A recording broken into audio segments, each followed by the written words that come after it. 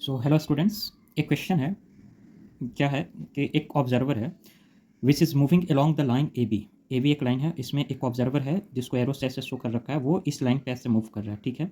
And we can see here in diagram कि A dash B dash एक mirror है and वो जो है ऑब्जेक्ट है, ठीक है। This is object and object का जो डिस्टेंस है मिरर से वो 10 सेंटीमीटर है and from the line A B which is also 10 centimetre and mirror का जो लेंथ है दैट इज 27 सेंटीमीटर, ठीक है।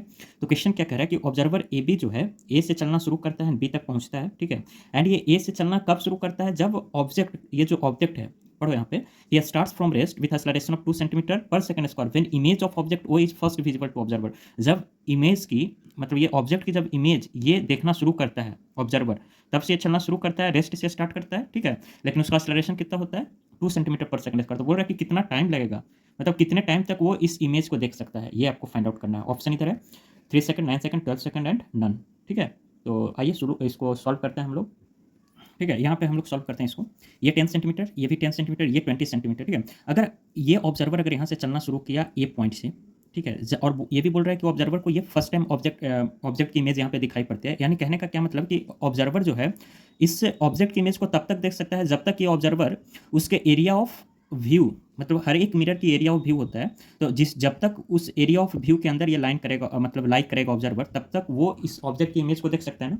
तो यहाँ से हम लोग पहले इसका एरिया ऑफ व्यू बनाते हैं। अगर ए डैश बी डैश मिरर है, ये अगर ऑब्जेक्ट है ओ डैश वो है, ठीक है। तो यहाँ से पहले एक रे यहाँ से निकलेगी, ठीक है। ऑब्जेक्ट से एक रे निकाला हमने, यहाँ पे स्ट्राइक करेगा ए डैश को एंड यहाँ पे इसके पास जाएगा ऑब्जर्वर के पास। उसी तरीके से एक रे यहाँ से निकलेगी, ठीक है। ये मिरर के लास्ट एंड को यहाँ पे स्ट्राइक करेगा और वापस ये जाकर बी पॉइंट पे मैच करेगा। तो ये जो एरिया हो गया ना, ये ऐसे जो शो कर रखा, ऑब्जेक्ट से निकला ए पे गया, फिर ऑब्जेक्ट से एक रे निकला बी तक गया, तो ये जो पूरा एरिया होगा ये एरिया ऑफ व्यू होगा, यानी इतना दूर तक ऑब्जर्वर ऑब्जेक्ट की इमेज को देख सकता है, ठीक है। तो ठीक है, अगर ये प्लेन मिरर है तो ये अगर 10 सेंटीमीटर, तो इसका जो इमेज है वो भी इसके पीछे बनेगा, ठीक है। मिरर के पीछे यहाँ पे इमेज बनेगा इसका, और ये भी कितना पे बनेगा? At a distance of 10 centimetre from the mirror, है ना। एंड इसको पीछे अगर एक्सटेंड करें तो ये आई पे आकर मिलेगा, और जहाँ पे मिलेगा वहीं पे इमेज बनेगा, ठीक है, इस तरीके से। तो एक बात बताओ, अगर इसको हम लोग आई रखते हैं, ठीक है, ये आई है एंड इसको नेमिंग कर देते हैं, ये आई है, ये वाला पॉइंट ये जो हो जाएगा, ये कॉमन बाइसेक्टर है ना, ये परपेंडिकुलर बाइसेक्टर हो जाएगा इसका, तो ये एम हो जाएगा और ये एन हो जाएगा। सपोज एन हमने ऐसे नाम लिख दिया, ठीक है। अब इस ट्रायंगल को जरा ध्यान से देखना, in triangle I A dash B dash, ठीक है, I A dash B dash एक ट्रायंगल बन रहा है एंड इन ट्रायंगल एक बड़ा वाला ट्रायंगल को देखना, ठीक है, A I B, in triangle A I B, ठीक है, इस तरीके से। तो हम लोग बोल सकते हैं ये दोनों जो ट्रायंगल है ये दोनों सिमिलर है, ठीक है, सिमिलर होगा ना। ये वाला एंगल होगा, ये जो एंगल है वो बड़ा वाला, मतलब ये वाला जो एंगल है वो कॉमन है, ठीक है। एंड बाकी जो साइड का, मतलब जियोमेट्री के हिसाब से अगर हम लोग देखें तो ये वाला जो ट्रायंगल होगा छोटा वाला, that will be similar to triangle बड़ा वाला ट्रायंगल ए आई बी, ठीक है। तो हमें करना क्या है, यहाँ से सिमिलैरिटी का प्रॉपर्टी यूज़ करते हुए हम लोग यहाँ से क्या कर सकते हैं कि आई एम, ठीक है, आई एम लिख रहा हूँ, I M upon A dash B dash, that should भी इक्वल टू इस बड़े वाला का जो हाइट होगा दैट कितना हो जाएगा, वो I N divided by A B, ठीक है, इस तरीके से लिख सकते हैं हम लोग।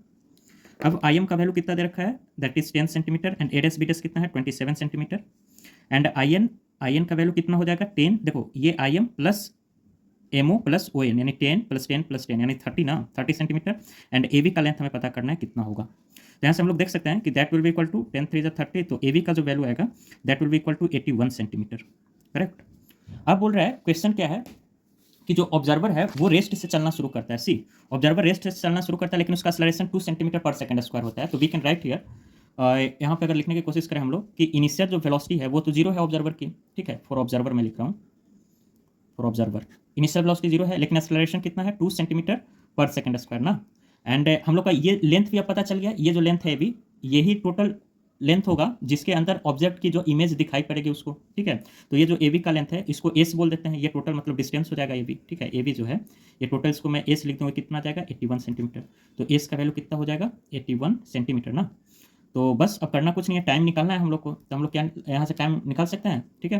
तो Newton second law of motion के अकॉर्डिंग, ठीक है, मतलब इक्वेशन न्यूटन का second equation, not law of motion, Newton का सेकंड इक्वेशन जो होगा वो क्या होता है, S is equal to U T plus half of A T square ना, ये होता है। एस का वैल्यू कितना है 81 एंड इनिशियली कितना हो जाएगा जीरो, तो ये तो पूरा वैल्यू जीरो होने वाला है।